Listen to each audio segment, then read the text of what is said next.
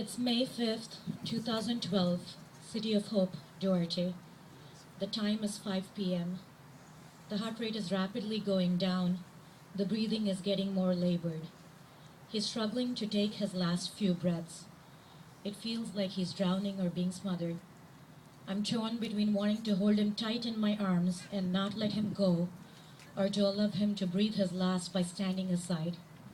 In either case, I'm tormented, and I finally decide to lay his head in my lap and hug him through the million IV tubes that wrap him like a death trap. It's 5:02 p.m. He takes his last breath. This is the story of Nook Kolluru, my husband, my friend, my mentor, a great dad, a responsible son, and an awesome, fun-loving brother.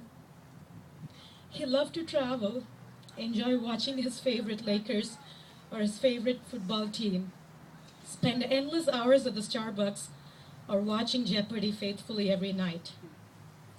How does a completely healthy 39-year-old go from being active to feeling listless, tired, and fatigued at every opportunity? At first, I thought it was an excuse to escape from doing the dishes or taking the trash out.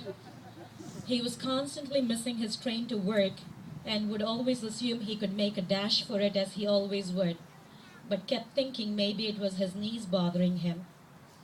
But we were in for a surprise.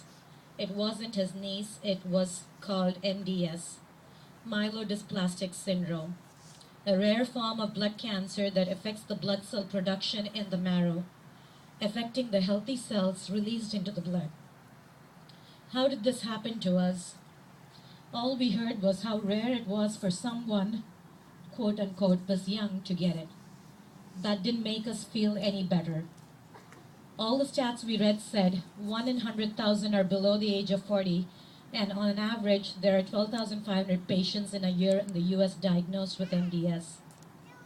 I kept thinking of Google Maps, where you start off with the zoomed out picture of the Earth, and you keep zooming in closer and closer. You see North America, you see USA, you see California, you see Anaheim Hills, and you see our house on Wiley Way. That's how I felt the target was closing in on us. He was initially categorized as very low risk and was told that patients continue living life normally. Normal defined as in low quality of life for the next 10 to 15 years before having to do any drastic treatments like a bone marrow transplant. Denial, anger, depression, conflict all kicked in. Our attention diverted to more research analysis, learning to say all the complicated, tongue-twisting terms in the family of blood conditions, learning what blood is made up of, and going to the best doctors and hospitals across the country for second opinions. UCLA, USC, Stanford, Mayo, we covered it all. Life was taken over by blood transfusions and constant doctor's appointments while juggling toddler kids, work, and social commitments. Chemotherapy treatments were a way of life, 8 hours a day for 5 days a week, 7 sessions in the year. As much as we were trying to ignore this thing called MDS, it was creeping up on us and taking over. It was starting to go over myelofibrosis, a new name to learn now, a more dangerous version of it. Chemo was bumped up to a more aggressive drug. It worked for some problems, but not all. We were starting to realize there was no magic solution to make this go away. And then the hospitalizations started for various conditions. Now we are talking serious business. Pericardial effusion, fluid around the heart. Pleural effusion, fluid around the lungs. Bone marrow transplant was an option. Now is looking at our faces. Chances for survival were 40 to 50%. We weren't still comfortable with that number. But we bit the bullet and we scheduled it for March 28, 2011. We were lucky that Nook found a donor that matched his HLA typing. Sorry, that was March 28, 2012. Just to give it a little background of the immense challenge, a bone marrow donor has to be of the patient's ethnicity. It's like finding a needle in a haystack. There are more than 10 million registered donors, of which 7% are of Asian ethnicity. Of those, only 139,000 donors registered at Be the Match organization are of South Asian descent. 4 of Nook's siblings did not match him to be a donor. but he got 4 matches on the donor list that were considered a 9 out of 10 or a 10 out of 10. I was happy that I didn't have to go door to door begging people to register or having to get up every morning and hope a donor was matched. We were spared that emotional battle, but there were other battles to fight on an everyday basis. March 1st, 2012 rolled around the corner. Pre-transplant workup started on Nook as well as the anonymous donor. There were all kinds of tests to be done. On March 22nd, he came back home from his chemo at City of Hope and called me saying he had a high fever. That wasn't a good sign. I rushed home from work, took him back again to City of Hope. He was in severe pain, which at that time we didn't know was due to his spleen infarcting and releasing toxins into the body, leading to a shutdown of all major organs. The kidneys, the liver, the lungs. The spleen was as big as a pumpkin or a watermelon. Platelets were at 3. He was as good as gone. The doctor told us to round up family. He miraculously survived a multiple organ failure and came out of dialysis and survived an emergency splenectomy. All this while, he was on a ventilator, intubated, i.e., deeply sedated and induced into a coma-like state. I never had a chance to talk to him or say goodbye when they rushed him into the ICU on March 26th, nor did he ever think things would take a turn for the worse. He was so positive he would have his transplant and rule the world again. He was journaling at that time and kept writing about how he was going to beat this disease at its own game. But that was not meant to be. 45 days of being deeply sedated, poked multiple times, transfused with more than 100 units of blood and platelets round the clock. Being on dialysis, ventilator, and multiple PICC lines is enough to destroy the body's will to survive. Sitting by his bedside day and night in the ICU, round-the-clock prayers from all around the world, and positive thoughts of recovery all came to an end on May 5th, 2012. The struggle was finally over. He was no longer in pain. As I was driving back from the hospital, leaving him behind, I saw a beautiful, perfect, glorious sunset, a sight he loved to drive out to see as often as he could, on the beach. On the other side of the sky, I saw a beautiful full moon, another sight he loved to see sitting in the backyard. It was uncanny, but later reading about it, it was one of those rare occurrences that happen once in X number of years where you saw a moon that close to the earth. He sure did choose a special day for his onward journey. All through his battle, he had multiple side effects, lethargy, never-ending joint pains, bone pains, not being able to carry the children, play with them, run, walk, carry groceries, or heavy weights due to the fear of the enlarged spleen bursting and causing instant death. He used to keep begging me to take him to a room and shoot him from behind and put an end to his suffering and despair. He always said no one should ever have to go through what he did. A year has passed. It feels surreal. The children have experienced death. I wanted to shield them from it. Their questions always challenged me.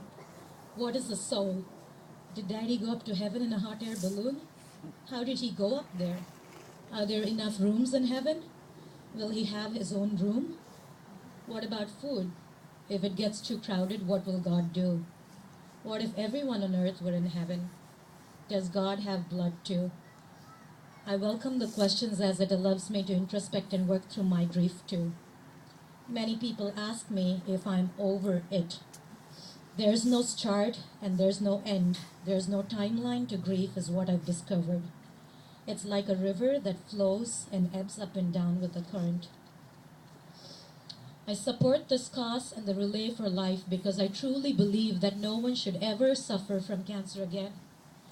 I want to raise the awareness and importance of being able to register to be a marrow donor. It's simple, a cheek swab, and it's the easiest way you can save a life. Imagine just by giving your marrow, which is just blood, that regenerates again, you can give the best gift of all, saving a life.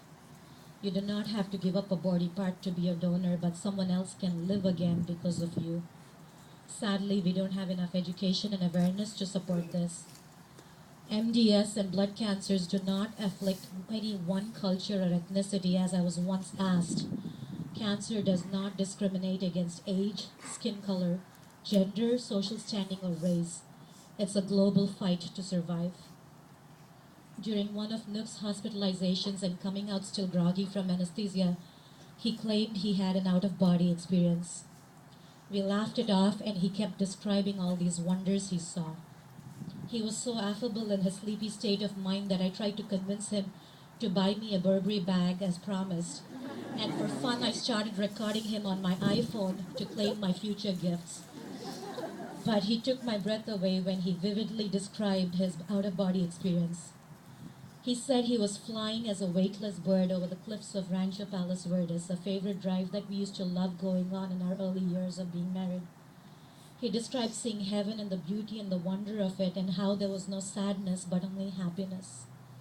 He said, I wish I have a magic wand and fly from hospital to hospital all around the world, taking all sickness away and all pain away. I remind myself every day of that conversation and play that recording on my iPhone. And so today, if I stand here in front of you, giving you a feeling of strength, it's knowing that He's in heaven, a safe place He's already seen and was happy to be in. And here I am on earth trying to help create that magic wand that one day means no more cancer in the world. In closing, I want to share this beautiful poem that my friend wrote in Nook's honor. Gone too soon, too far.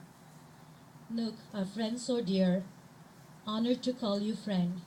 You left behind a tear that can't ever be mend. All your loved ones, both far and near, love and miss you tons. The memories are so clear. Your love, your laugh, your care, your friendship so deep. Your help, your passion, your flair is for us to cherish and keep. The sight of the setting sun, the sound of birds in the sky, the long drives by the ocean is for us to remember you by. The aroma of fresh coffee, the taste of cold beer, the pleasure of a game or movie is sure to bring a tear. The very mention of your name, a flash of your thought, a glimpse of your picture frame is sure to break our heart. On a full moon night you were graciously born, and another similar sight was seen when you were gone. We are so proud today you put in an inspirational fight, yet it took you away, the darkness of a moonlit night. All the words unsaid will remain unsaid forever. All the moments ahead will sadly happen never. Space that keeps us apart can never be filled. A part of our heart has forever been killed. You will always be in our prayers and thoughts, though you will never see, we will miss you lots. Wish you rest in peace, bless you wherever you are. You will live long in our memories, though you have gone too soon, too far. Thank you everyone for joining me today to help me remember and honor Nook's fight, struggle, and hope for a magic wand for a cancer-free world.